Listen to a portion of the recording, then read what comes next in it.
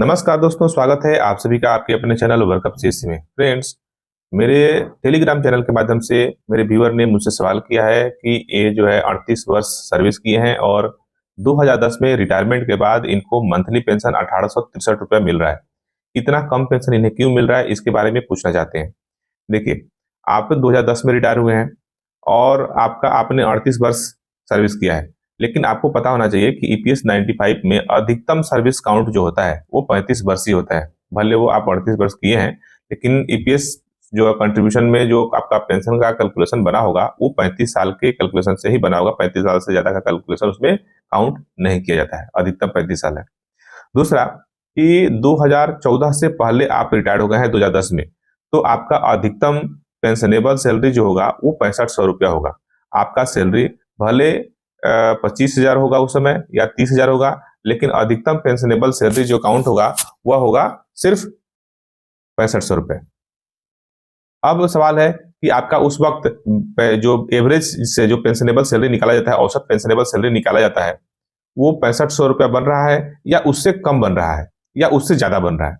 अगर 6500 से ज्यादा बन रहा होगा तो आपका पेंशन का कैलकुलेशन 6500 रुपया पे किया जाएगा।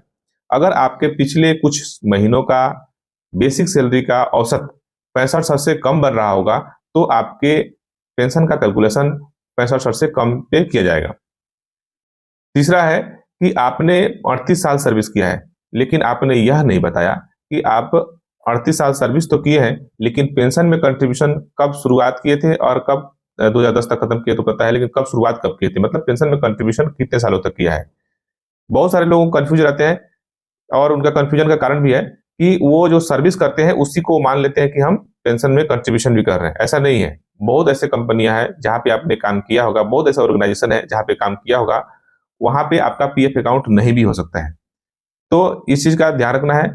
और कई बार ऐसा भी होता है कि आप किसी कंपनी में काम किए 2 साल, 3 साल, 5 साल, और जब दूसरे कंपनी में गए तो आप पिछले कंपनी का पूरा फुल एंड फाइनल सेटलमेंट ले लिए, पेंशन का भी और पीएफ का भी। तो अगर फुल एंड फाइनल सेटलमेंट आप ले लिए तो उसका सर्विस हिस्ट्री आगे काउंट नहीं होगा, गिना नहीं जाएगा।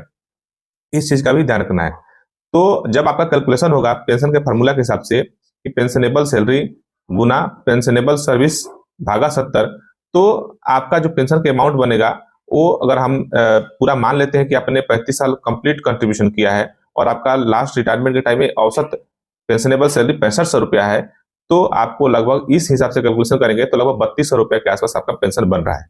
लेकिन आपको 1863 मिल रहा है। इसका मतलब यह है कि आपने 38 वर्ष नौकरी किया तो है, लेकिन कंट्रीब्यूशन अधिकतम आपने 19 वर्ष या 18 या 19 वर्ष के आसपास आपका पेंशन में कंट्रीब्यूशन होगा।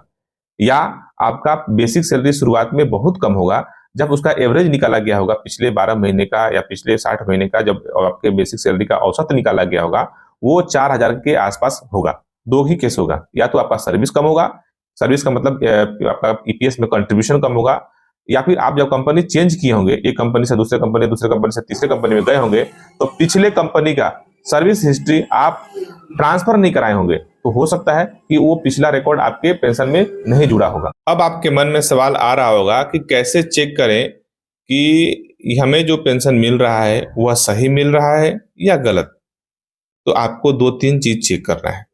पहला कि जब आप रिटायर हुए थे उस वक्त से लेकर पिछले 12 महीने का आपके खाते में जो सैलरी क्रेडिट हुआ है, जो जमा हुआ है, उसका जो बेसिक सैलरी है, पूरा ग्रॉस नहीं, सिर्फ बेसिक सैलरी प्लस डीए, इसका टोटल जोड़ लगाकर उसका औसत निकाल लें। यदि वह 6500 रुपया या उससे ज्यादा बन रहा है तो आपका पेंशनेबल सैलरी 6500 रुपया होगा, और उससे कम बन रहा है तो अगर 6500 से कम बन रहा है तो वही जो बन रहा है वही आपका पेंशनेबल सैलरी होगा। दूसरा, आप यह चेक करें कि आपने 38 साल तो काम किया है, लेकिन क्या ईपीएस में 38 साल का कंट्रीब्यूशन है। तो इसके लिए आप पासबुक ओपन करके आप चेक कर सकते हैं कि आपका, ये अगर पासबुक ओपन नहीं कर सकते हैं तो आपके पास कोई ना कोई तो रिकॉर्ड होगा, कोई ना कोई डॉक्यूमेंट तो होगा जो आपको यह प्रूफ कर सके कि आप 35 साल ईपीएस में कंट्रीब्यूशन किया है। वो डॉक्यूमेंट में आप वेरीफाई कर लें। अगर आपने 35 साल से कम कंट्रीब्यूशन किया है, मेरे हिसाब से आपका कंट्रीब्यूशन 18 से 19 साल ही होगा। अगर आपका बेसिक सैलरी 6500 है, तो अगर फिर भी आपको 1800 रुपया पेंशन बन रहा है, इसका मतलब आपका 18 से 19 साल के बीच में आपका कंट्रीब्यूशन होगा पेंशन में। आपने 35 साल नौकरी किया है लेकिन कंट्रीब्यूशन कम है।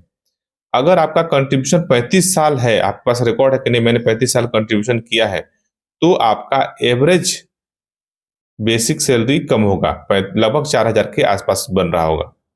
अगर दोनों ही 6500 भी है और आपने 35 साल कंट्रीब्यूशन भी किया है, दोनों ही आपको आपने पास डॉक्यूमेंट है कि नहीं मैं तो 35 साल नौकरी किया हूँ या 38 साल नौकरी सर्विस किया हूँ और उतना ही साल मैंने पेंशन में कंट्रीब्यूशन भी किया हूँ और मेरा बेसिक सैलरी भी 65 रुपये से ज़्यादा भी है एवरेज निकालने पे, तो यह हो सकता है कि आपके पिछले कुछ वर्षों का जो सर्विस है वो आपको नए जब यूएन नंबर जनरेट हुआ था उसमें वो सर्विस हिस्ट्री ट्रांसफर नहीं हुआ होगा। तो ऐसे कंडीशन में अगर ट्रांसफर नहीं हुआ होगा तो ये तो गलती हो सकता है, कंपनी का हो, ऑर्गेनाइजेशन का हो या पीएफ ऑफिस का भी हो सकता है।